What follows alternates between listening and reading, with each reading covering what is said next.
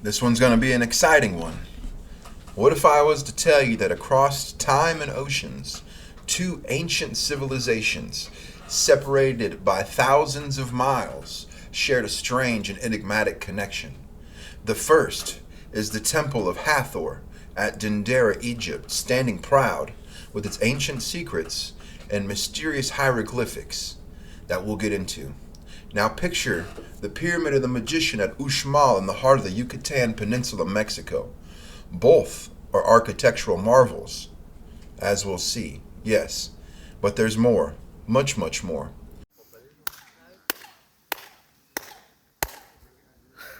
Crazy. Within and beneath their stone facades lies a web of mysterious, almost eerie similarities, running connections and ties with dwarves, fertility rituals, magic, and the hypnotic beat of dwarven drums echoing throughout the ages. Join me tonight as I tie both of these ancient civilizations together using Dwarven mythology, music, and serpent worship of both these cultures to tie them together, and in addition bring forth many threads of hard to find and analyze evidence that once again proves that ancient civilizations were way more advanced than we give them credit for. So let's preview tonight's exploration. We'll start at the Temple of Hathor, where the dwarf god Bess, and sometimes his counterpart Besset, dance to the rhythm of the tambourine, a sacred drum-like instrument tied to the fertility rituals in Egypt, and the birthing of a semi-divine hero you might already know, named Horus. But here's where it gets really fascinating. Thousands of miles away at the Pyramid of the Sorcerer, or Magician, another dwarf, just as magic, finds the Tunkul drum. Beneath his mother, the witch's fire. On top of that fire is a cauldron, and underneath them both is this magical drum. The connection? Even though both dwarves are separated by oceans, they are both revered for their mastery of music, specifically drums. Their drums echoing with a mystic power that seems important to identify, because the beating of one drum marked the death of an old king in the Yucatan, while the other drum marked the birth of the new king, Horus, in Egypt. Is this a coincidence, or something more mysterious, maybe darker? In Uxmal, the Pyramid of the Magician or Sorcerer is said to have been built in a single night by our drum-playing magical dwarf. On the other side of the Atlantic, the Temple of Hathor is adorned with the iconic imagery of Bess, and hieroglyphs are everywhere. But nowhere can I find in their text that says that he helped to build it. Although I can find no mention of him helping to build it, he is all over the temples, as you can see in this picture, and many more on the walls and the structures. So I believe it's easy to see that he did play a role in at least teaching knowledge, probably on architecture, yes, but most definitely on teaching strange fertility rituals and forbidden knowledge. In this segment, we will let the second segment here, we will let the story of how it was built and the hieroglyphs on each complex tell the story of this dwarf. Two worlds, two dwarfs, one unbroken thread of mystery, which leads us to our last connection on this episode, the third segment, the serpent, a symbol found throughout all pagan mythology, even the Bible. Oh, that great red dragon of old, the serpent in the garden.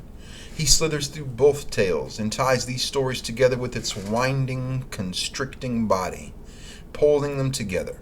In Uxmal, a witch receives her child, a dwarf, from reptilian gods, delivered to her in an iguana egg, they say. In Egypt, the serpent symbolism is just as profound on and within the walls of Hathor's temple.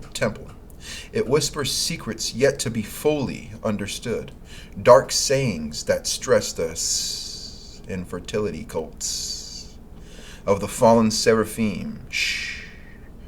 What can these myths teach us when we analyze them together side by side? Quite a few amazing things, I think, and quite a few amazing things to grasp at. So with that being said, if this intrigues you, if you enjoy the thrill of uncovering hidden connections in ancient myths, especially with the unique biblical lens from a Christian named me, then please join me and help tremendously by liking, sharing, and subscribing. Because here we don't just copy and paste history, we unravel it through tens of hours of research per episode. Let's start the show. As we delve deeper into the world of ancient mysteries, we will journey back and forth between the sands of Egypt to the lush, mystical lands of the Yucatan Peninsula, Mexico.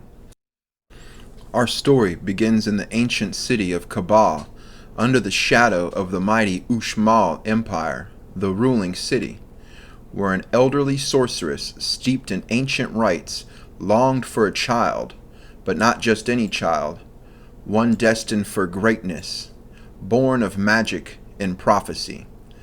There in Kabah, located a stone throws away from our Uxmal, this sorceress pleaded with the hunchbacked and deformed gods of Kabah and Uxmal, gods only a sorcerer could see. Chik Khan, remember the name. She prays to Chik Khan. Khan is the Mayan word for snake, and Chik is Chak, aka Tlaloc, the many-formed god of the abyss, rain, and sacrifice of something that rhymes with cumin. Denoting that her gods are serpent entities, let's continue. Her prayers to the god Chik Khan were answered in the most unexpected way. Beneath the shimmering surface of the cenote, hidden among turtle eggs, she discovered a mysterious, oversized egg. Little did she know this was no ordinary egg. What emerged from it was a being unlike any other, a small, green child, with a fate that would intertwine with the very fabric of Uxmal's destiny. This child, named Sayawin-Kub, grew in wisdom but not in stature. As his beard grew long and his voice deepened, it became clear to the sorceress her beloved child was a dwarf, imbued with powers that would soon shake the foundations of the Uxmal Empire. Guided by curiosity, and perhaps a touch of destiny, the dwarf discovered his mother's most guarded secret, a magical tunkul drum hidden deep beneath her cauldron, and fire right there. When struck, this tunkul drum reverberated throughout nearby Uxmal, signaling a prophecy that ended the king's reign and would begin a new era. The king, desperate to avoid his foretold fate, challenged the dwarf with impossible tasks, the first of which was to construct a long, straight white road, a sakbe, a challenge the dwarf met with the aid of his mother's ancient magic. And then he gets going to build the pyramid next on. But let's not get ahead of ourselves. What does this tale of the magical dwarf from Uxmal and the tunkul drum have to do with the dwarf Bess, who danced to the rhythm of the tambourine in the distant lands of Egypt?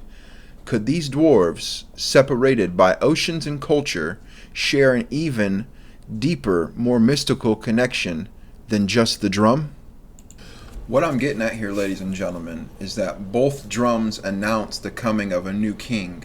The Uxmal dwarf was given, as we've seen, a reptilian blessing to the serpent-worshipping sorceress. So he was a reptilian blessing given in the form of an egg to a serpent-worshipping sorceress in a serpent-worshipping town, who, as the pictures I've seen, keep showing snake noses and snakes and dragons, right? And so this entity and this story obviously have something to do with the fertility of the serpentine gods. This dwarf was given a drum that changed the bloodline of a destiny. A son of a serpent, this dwarf, a green dwarf born of an egg, was now to take the throne of Uxmal from what seemed to be most likely a human. Up next, Horus was the son of Osiris, a green divine entity as well. Horus was born of a serpent fertility cult, as seen so clearly in these right here, these videos that I'm going to show you.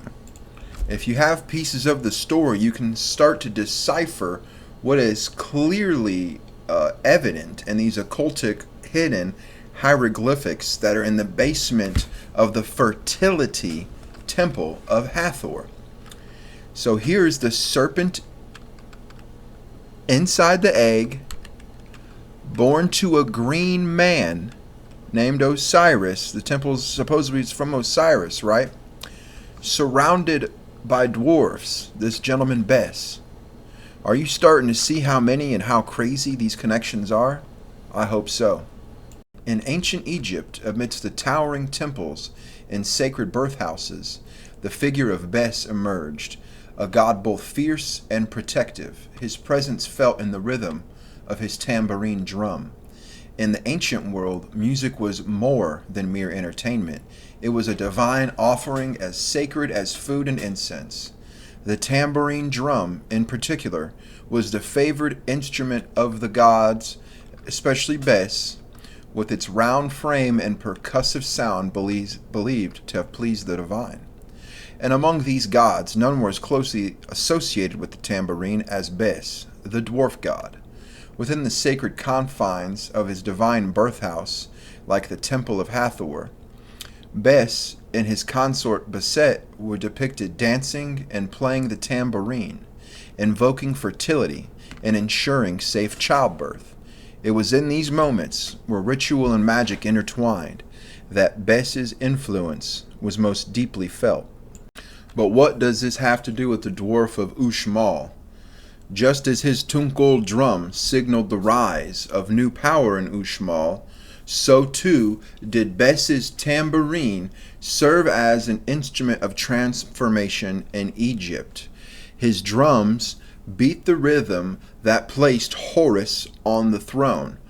Both dwarves wielded music not merely as sound, but as a tool of destiny or magic, a way to alter the course of events and connect the earthly to the divine. So here we have a serpent inside the egg, right? This isn't exactly only just technology. It might be technology, but the more hidden, the most occultic meaning of this is that is an egg inside of a serpent that down at his feet comes from a lotus flower. A lotus flower represents reproduction, the reproduction of the serpent, the reproduction in the serpent in the egg, which ties us to the gentleman on our bottom left, the Uxmal dwarf, who was born from an egg out of a serpent colt, right? And so it's not just a piece of technology, you know. And who was helping with this? What was the product of this? What's this below me? At the surface level in the temple of Dendera, we have walking and talking serpents of different form. And there right next to the serpents is Bess. So these are all at the same temple except for the very colorful image at the bottom left here. Bess is at this same temple. He's drumming in the rhythm that is causing this generation, right, that's producing fertility. And I'm sure that fertility ritual must have been felt like it was needed, because at this point Osiris was already dead. He had been destroyed by Set at this point. So a drumming dwarf is the backdrop basically for the act that caused the great flood. Human women sleeping with serpents, right? As found as early as Genesis 3:15 in the Bible, where God said there's the seed of the woman, which is Jesus, and the seed of the serpent that are always going to be against each other, and that the serpent would pierce through Jesus' heel, and that Jesus would crush his head. This is the backdrop for the entire story of the Bible.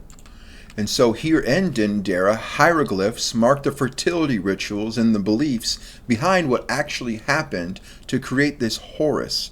As our good, friends who love to do anything else besides believe in God would believe, that this is only just technology, that gods are fake, dwarves are fake, anything outside of evolution and Big Bang, the thoughts of man in the past 20 years, everything else is fake,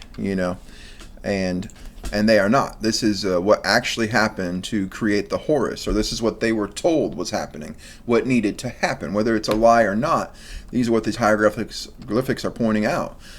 These hieroglyphics are not only hidden under the temple, they point straight to Genesis 6 as well. The sons of God coming down, and the upper class of those being seraphim, angels. Those are the entities that fly around the throne of God like lightning. That's found in Isaiah 6. Okay, so in this temple, the Temple of Hathor, we have Hathor as his mother, right? His father was supposed to be Osiris, but Osiris was dead at the time. The obelisks of all of Egypt, what do they represent? They represent the magical phallus of Osiris. So instead of an alive Osiris, we have ritual rooms in this temple of Hathor that symbolize his resurrection. So he's a dead man, supposedly come to life by this magical spell against what God said since the beginning of time, right? It says for once man to die once. All right, so these obelisks are representing his fertility. And I believe instead of this false resurrection of Osiris, I believe what we really have is a saddened woman named Isis or Hathor, right, willing to do anything to keep power over Egypt with the loss of her husband. And she decides to pray or do whatever is necessary and comes in contact with this golem-like entity, Bess, that comes and teaches Isis / Hathor how to carry the serpent seed, given these pictures here, and gives her hidden, forbidden knowledge that signifies, as we see, the serpent being born out of the egg, the serpents walking and talking, the serpents whispering secrets that were not allowed. And another thing I'd like to point out to you, awesome folks, if you're still hanging with me, God bless you, thank you for doing so, is Bess's image is found on countless artifacts from the 18th dynasty. These things still echo through time. Crazy enough, this is the dynasty in which the children of Israel escaped from Egypt. From amulets to the intricately carved thrones of Egyptian rulers that you see behind and beside me, with him dancing here on the bottom, which is indicated on this top side right here. His presence in Egypt is undeniable. Take, for instance, this throne, the throne of Sit Amun, daughter of Queen Tai and Amenhotep III, where Bess is immortalized mid-dance, his tambourine, that drum, once again raised in joyous celebration. If you are a Bible believer like me, you will take interest in the fact that Amenhotep III was the pharaoh who birthed Akhenaten, the serpent with the elongated head. All this thing is tying together. So in these same two places, we have serpent entities. I've showed you multiple pictures of the god in Mexico. I'll put some more here. We'll put some of the pharaoh Akhenaten with his serpentine long head, right?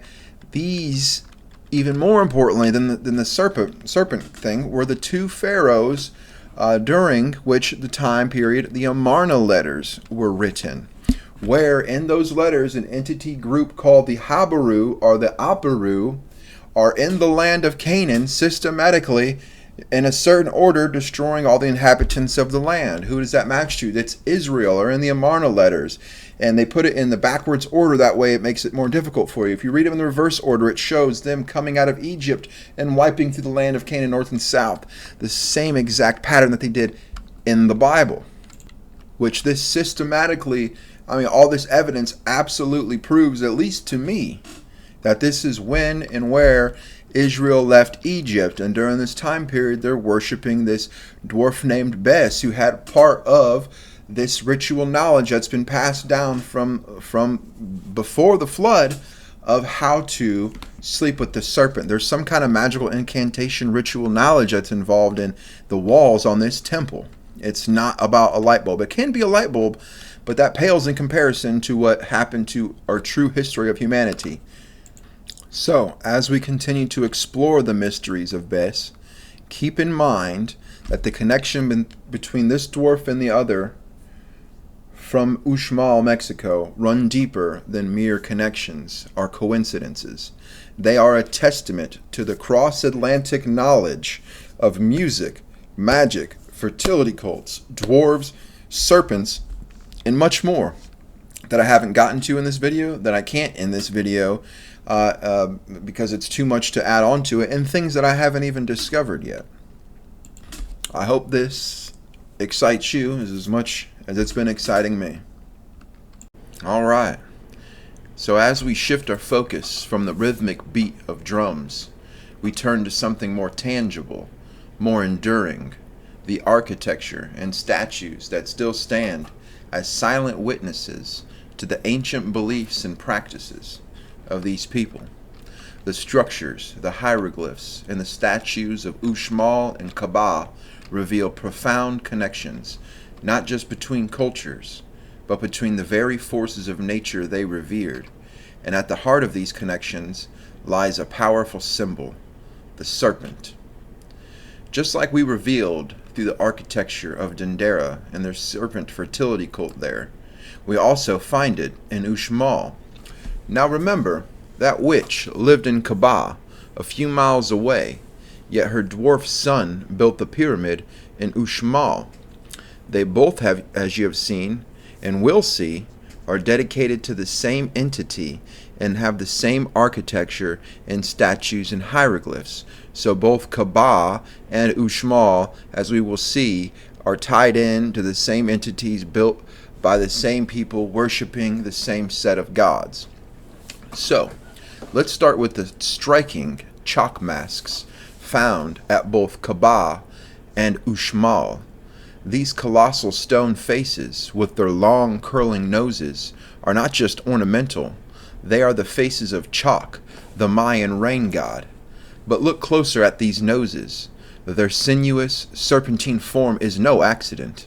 The serpent's shape is deeply symbolic, representing water, fertility, and the earth, all elements with under Chak's domain. All across the rest of these buildings, anytime you see crossing of X's, anytime you see certain patterns, it almost always points to the serpent. Not only that, this serpent nose is a representation of who this entity Chak is. He is the serpent. He is represented by the serpent. He has a serpent nose and is constantly surrounded by this certain serpent iconography. The repetition of chalk masks on the facades of these buildings and the incorporation of his likeness into the overall design of the buildings, almost like a Russian doll where you'll have his making up face and making up the corners of buildings. This suggests that his presence was invoked to ensure the city's survival and prosperity through adequate rainfall. But studying deeper into this entity will lead you down his dark path. Well, to look at it, you just got to look at it, don't go down it. Whereby it was by the blood of our fellows, humans, that this serpent entity was pleased. At the tops of the pyramids and before the house of the governor, as we see this chakmul, where the people were laid with their backs on the statue and their bellies facing the sky, as the priest was worried about their heart, if you might remember, if you studied that type of mythology. This serpentine nose of Chak is not just an artistic choice, it is a powerful symbol of his role as a bringer of rain. In Mesoamerican cultures, serpents are often associated with water and fertility. They are seen as life givers. Their winding forms represent rivers and streams. Chak's connection to the serpent is further emphasized by the lightning serpents he wields, symbols of the thunderbolts that bring life-giving rain to the earth, tying us back into our old friend Zeus, the serpent. I have a few episodes on him if you'd like to check that out. That's found in the Dionysiaca 1-4. Moving on. But Chak is not the only serpent deity in Mesoamerican mythology. We also have Quetzalcoatl, also known as Kukulkan among the Maya, who is the feathered serpent found throughout all Uxmal and Chichen Itza and Kaaba. While Chak is closely tied to rain and fertility, Quetzalcoatl is more directly connected to the sky, the wind, and cosmic order. This serpent god is also associated with Venus, a celestial body linked to both life and death, to the morning and the evening stars. And if this is ringing a bell, in some interpretations, Venus is connected to the figure of Lucifer, the light bearer, Isaiah 14. This intertwining of serpent symbolism across deities highlights a shared cultural understanding of the serpent. So they had the same type of knowledge that us normal humans in this age don't seem to have been taught, thank God, but we can look back and see these patterns. So as we delve deeper, we find the connections between these deities and their serpent forms are even more intricate. As you see over on the left side of this, there's our mask, and right under him, at this lintel level, is more signs of the serpent. If you look at his teeth, it could be portrayed as the serpent. If we remember what we just looked at, he'll be coming out of the mouth of the serpent. In various images, we see gods, or these entities, inside the mouth of the serpent or the dragon, which is a powerful metaphor for what's actually going on, this type of transformation. Some of these, as we see here, show men inside the mouth of the dragon, kind of peering out, while others depict Chalk with his long nose emerging from the serpent's jaws, often found on the corners of buildings, just as his normal long-nosed form is found. And here, in a particularly striking image, we find a Mayan dwarf inside the mouth of the dragon, just like them, linking the dwarf once again to this potent symbol. That dwarf in the mouth of the dragon, though, this clearly shows the connection between the dwarf and the Satan-level sorcerer. Both of them speak with the mouth of the dragon, as found in Revelation 13:11. Watch as the Bible once again amazingly connects everything for us. And I stood upon the sand of the sea and saw a beast rise up, having 7 heads and 10 horns, and upon his horns 10 crowns, and upon his heads the name of blasphemy. One of my favorite verses coming right out of IEC TV, right? Good guys. And so that's the beast coming up out of the sea. And we're going down to the beast of the earth, verse 11. And I beheld another beast coming up out of the earth, and he had 2 horns like a lamb, and he spake as a dragon. What have we been looking for? We have our guy speaking out of the mouth of the dragon. And in the Bible, what does this satanic power do who speaks like a dragon? And we have our guy speaking out of the mouth of the dragon. And in the Bible, what does this satanic power do who speaks like a dragon? And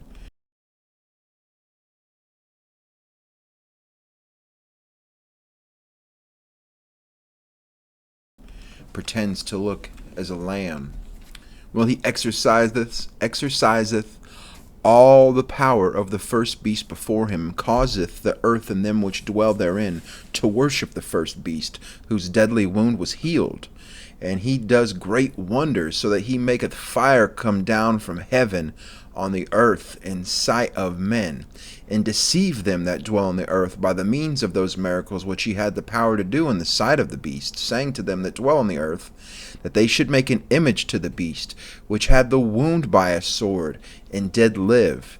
And he had power to give life unto the image of the beast, that the image of the beast should both speak and cause that as many who would not worship the image of the beast should be killed. And then directly after, we have this serpent speaking beast causing everyone to receive a mark in their hand or in their foreheads. You can't buy or sell unless you receive the mark of the beast. So, I mean, this is tying up very importantly, very specifically, very closely to this dragon, speaking as a dragon. We see them inside the dragon, right?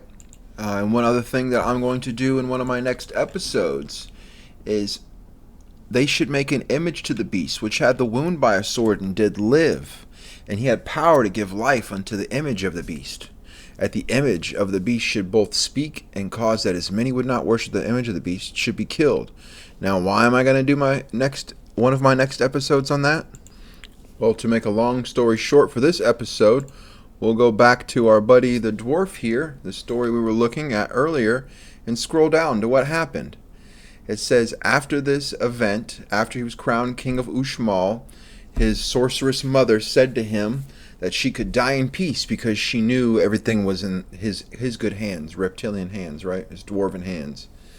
So the old woman gave him advice to be fair and act correct, do not be blinded by power.